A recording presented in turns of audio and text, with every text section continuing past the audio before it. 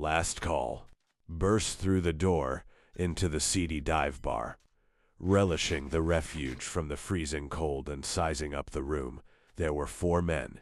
The barman, an old man with a potbelly and long white beard, 2 middle-aged men having a beer at the bar, and 1 in a trench coat smoking in a booth at the back. I gave a courteous nod to the barman and sat down at the stool closest to the door.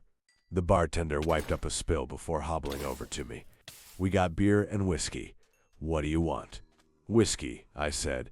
The man in the back turned his head in my direction but didn't get up. I gripped the cold revolver in my coat pocket. "They say it's a record breaker," the bartender said as he poured my shot. "That's what I hear. Worst blizzard since '93. I poured the liquor down my throat with a grimace. The bartender hobbled back to the other 2 regulars. I'd guessed, with liquid courage setting my nerves, I decided to make my move. I got up, heading towards the back. The man in the trench coat heard my footsteps approaching. I could sense his muscles tensing like lightning. He sprang up and spun around.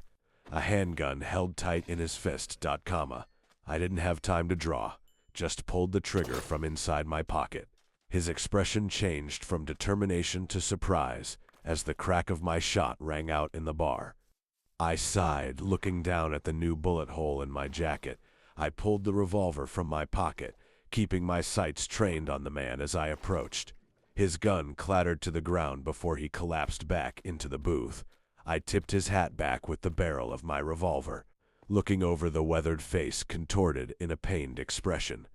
It wasn't him. I returned my gun to my pocket and sat down across from him. "Where is he?" I asked, lighting one of his cigarettes. "Taking a puff, go to hell." He coughed.